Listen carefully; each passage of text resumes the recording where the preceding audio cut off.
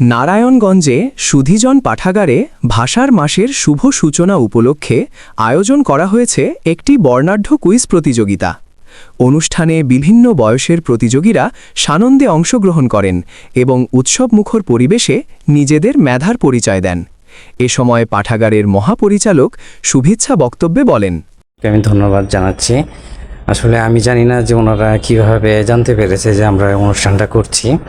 যাই হোক, তা আজকে ফেব্রুয়ারি মাসের 1 তারিখ।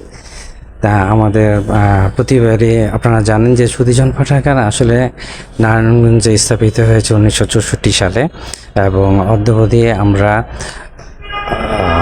সম্পূর্ণভাবে এই কাজটা একটা ভলেন্টারি ওয়ার্ক এবং ছাত্রছাত্রীদের, শুধু ছাত্রছাত্রী না, সারা নারায়ণগঞ্জ শহরের আমরা যারা বিদ্যানুরাগী, যারা পড়তে চায় এবং যারা পড়তে চানও না এবং যারা হয়তো পড়ার সুযোগ পান না, তাদের সবার জন্য আমাদের একটা প্রচেষ্টা যে সবাই বই পড়বেন।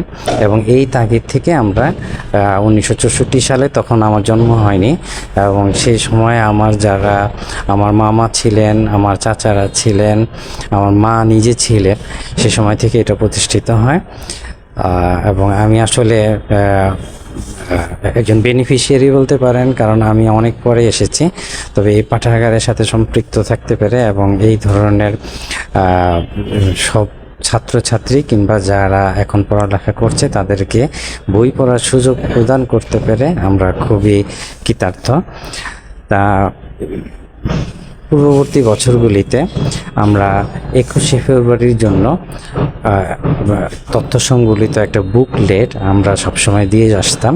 এর আগে আমরা বিভিন্ন স্কুলগুলিতে দিয়েছি এবং বিশেষ করে ইংরেজি মিডিয়ামের নারায়ণগঞ্জ শহরের বেশ 5-6টা স্কুল তারাও অংশগ্রহণ করেছে। তাই এবছর আবার আমরা এই অনুষ্ঠানটা করছি হচ্ছে আমাদের কলেজ পর্যায়ে এবং বিশ্ববিদ্যালয় পর্যায়ে যে সমস্ত ছাত্রছাত্রীরা আছে তাদেরকে ঘিরে, এবং আমাদের রেসপন্স খুব ভালো দেখছি।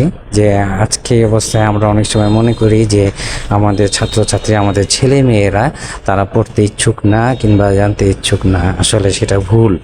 কারণ আপনারা দেখছেন যে এখানে অনেক ছাত্রছাত্রী এসেছে এবং তারা আমরা যে বুকলেটটা দিয়েছিলাম সেই বুকলেটটা আসলে বিভিন্ন বইয়ের থেকে সংগ্রহ করা তথ্যগুলো দিয়ে তৈরি করা হয়েছে এবং তারা এটা পড়ে আজকে তারা আমাদের এখানে পরীক্ষা দিচ্ছে। এবং আপনাদের জন্য জানাচ্ছি যে এই পরীক্ষা দেওয়ার ভিতরে আমরা যেটা করব সেটা হচ্ছে যে আমরা তাদের সবার কাছ থেকে 100 একটা নিবন্ধন ফি নিয়েছি, কিন্তু এই নিবন্ধন ফিটা আবার আমরা আজকে ফেরত দিয়ে দিচ্ছি। যারা 100 টাকা দিয়ে নিবন্ধিত হয়েছে এবং যারা আজকে পরীক্ষায়